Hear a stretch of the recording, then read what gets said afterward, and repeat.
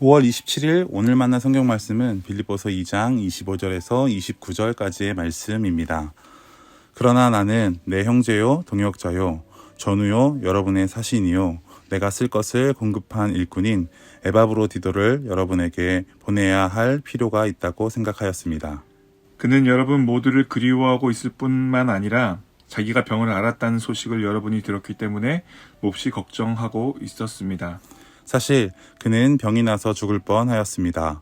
그러나 하나님께서 그를 불쌍히 여기시고 그만이 아니라 나도 불쌍히 여기셔서 나에게 겹치는 근심이 생기지 않게 해주셨습니다. 그러므로 내가 더욱 서둘러서 그를 보냅니다. 그것은 여러분이 그를 다시 보고서 기뻐하게 하려는 것이며 나도 나의 근심을 덜려는 것입니다. 그러므로 여러분은 주 안에서 기쁜 마음으로 그를 영접하십시오.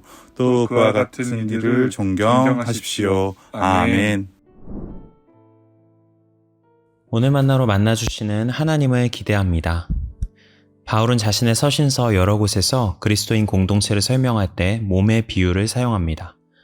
대표적으로 고린도전서 12장을 보면 유대 사람이든지 그리스 사람이든지 종이든지 자유인이든지 모두 한 성령으로 세례를 받아서 한 몸이 되었다고 선언하며 그리스도의 한 몸이 된 신앙 공동체의 특징이 무엇인지를 자세하게 설명하고 있죠. 핵심적으로 요약하면 몸의 한 지체가 자신만 잘났다고 여길 수 없으며 다른 지체의 아픔을 나와 무관한 것으로 여길 수 없듯이 그리스도의 몸도 서로를 존중하고 귀하게 여기며 서로의 아픔을 함께 짊어져야 한다는 것입니다. 그래야 12장 26절에서 이렇게 선언합니다. 한 지체가 고통을 당하면 모든 지체가 함께 고통을 당합니다. 한 지체가 영광을 받으면 모든 지체가 함께 기뻐합니다. 고린도전서의 내용이 그리스도의 몸인 교회가 어떠해야 하는지에 대한 교리적 진술이었다면 오늘 우리가 함께 읽은 본문은 그 교리적 진술이 어떻게 현실에서 실제화될 수 있는지를 보여주는 장면이라고 볼 수 있습니다. 오늘 본문에서 화두가 되는 사람은 에바브로디도라는 인물입니다. 에바브로디도는 본문의 기록들을 종합해보면 빌립보 교회에서 모금한 연보를 바울에게 전해주며 바울의 사역을 물심양면으로 도왔던 사람으로 보입니다. 그런데 이 사람이 바울과 함께 더 이상 머무를 수 없는 변수가 생기게 됩니다. 생명을 잃을 뻔한 위중한 병을 앓았던 것이죠. 그의 소식은 빌립보 교인들에게 커다란 염려를 안겨주었고 그 소식을 전해들은 에바브로디도 역시 심려를 끼친 자신으로 인해 빌립보 교인들을 염려합니다. 이 모든 상황을 살핀 바울은 에바브로디도를 다시 빌립보 교회로 보내는 것이 최선이라고 판단한 것이죠. 그리고 오늘 본문에서 바울은 빌립보 교인들에게 기쁜 마음으로 에바브로디도를 환대하고 존귀하게 여겨달라고 부탁합니다. 이 모든 역동들이 일어날 수 있게 만드는 기저에는 앞서 살펴본 중요한 신학적 전제가 있습니다. 바로 그리스도의 몸이란 한 지체가 고통을 당하면 모든 지체가 함께 고통을 나눠서 짊어진다는 것이죠. 한 지체의 아픔을 나와 상관없는 일로 여기는 것이 아니라 그것을 나의 아픔으로 끌어안고 함께 아파하는 것입니다. 그리고 나아가 에바브로디도를 보내며 그를 환대하고 존귀하게 대해달라고 부탁하는 바울의 관점도 주목할 필요가 있습니다. 고대 로마 세계에서는 한 사람의 가치가 그의 기능적 쓸모에 따라 좌우되는 경우가 많았습니다.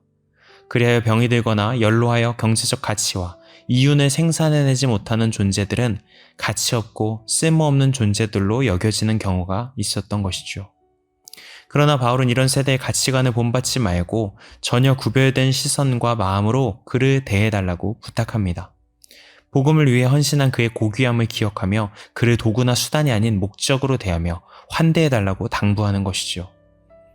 에바브로디도의 아픔을 자신들의 아픔처럼 여겼던 빌립보의 성도들, 자신으로 인해 마음 아파할 그들을 생각하며 동시에 걱정하며 마음 아파하는 에바브로디도, 그리고 약해진 지체를 도리어 귀하게 여겨달라고 당부하는 바울은 모두 그리스도의 몸이라는 신비를 그들 가운데서 실현하고 살아내고 있던 사람들이었습니다. 사랑하는 성도 여러분, 그리스도인의 결정적인 구별됨은 무엇으로 확증될까요? 우리가 알고 있는 지식, 우리가 반복하는 종교적인 행위나 양식 등이 될 수도 있겠습니다. 하지만 그 무엇보다도 그리스도인으로서 우리의 결정적인 구별됨은 한 사람을 바라보는 시선과 관점의 차이로부터 비롯된다고 생각합니다. 나와 전혀 상관없는 타인의 문제와 아픔일지라도 그것을 마땅히 나의 문제로 끌어안고 마땅히 나의 아픔으로 함께 품어야 한다는 관점, 그리고 어떤 일을 바라볼 때 그의 가치를 기능적 쓸모로 판단하는 것이 아니라 그래서 나에게 얼마나 유용하거나 이윤을 가져다 줄지에 따라 판단하는 것이 아니라 그저 존재만으로 존귀하게 바라보며 모든 사랑을 쏟아 부어야 할 목적으로 바라보는 시선 말입니다. 한 사람을 대하고 바라보는 구별된 시선과 관점은 그리스도인과 그리스도인 공동체를 빛나게 합니다. 그래서 예수님도 이렇게 말씀하셨지요. 이와 같이 너희 빛을 사람에게 비추어서 그들이 너희의 착한 행실을 보고 하늘에 계신 너희 아버지께 영광을 돌리게 하여라. 올해 더 이어가는 사람들이라는 표어로 우리 공동체가 함께 걸어오고 있습니다. 바라기는 우리 교회가 서로의 문제와 아픔을 나의 것으로 함께 끌어안고 함께 품으며 더욱 서로 간에 깊이 연결되고 이어지는 은혜가 있으면 좋겠습니다. 서로의 존재를 도구적 시선으로 바라보는 것을 멈추고 오로지 목적으로서 존귀하게 바라보며 더 깊은 환대와 사랑으로 이어지는 은혜가 있으면 좋겠습니다. 그런 이어짐을 통해 발현되는 우리의 빛이 세상을 향해 하나님의 영광을 드러내는 통로가 되리라 믿습니다. 그런 이어짐을 소망하며 주어진 시간과 관계를 다듬어가는 성도님들 모두가 되시기를 축복합니다. 기도하시겠습니다. 사랑의 주님, 주님께서 우리의 죄를 자신의 죄로 끌어안아 주셨고 우리 한 명 한 명을 온 세상의 목적으로 바라보며 사랑해 주셨듯 우리도 주님의 시선과 마음으로 타인을 끌어안고 사랑할 수 있게 인도하여 주시옵소서. 예수님의 이름으로 기도드립니다. 아멘. 이제 두 가지 기도 제목으로 함께 기도합니다. 첫 번째로 오늘의 말씀을 따라 기도하겠습니다. 공동체 안의 다른 지체들을 바라보는 나의 시선과 관점이 사랑으로 구별될 수 있게 인도하여 주옵소서. 두 번째로 나라를 위해 기도하겠습니다. 혼란스러운 국정 속에서 새로운 지도자를 선출해가는 모든 과정을 세심하게 인도하여 주시고 정의와 평화의 나라로 인도하시는 하나님을 경험하게 인도하여 주옵소서. 이 제목으로 기도하신 후에 개인 기도로 나아가시겠습니다.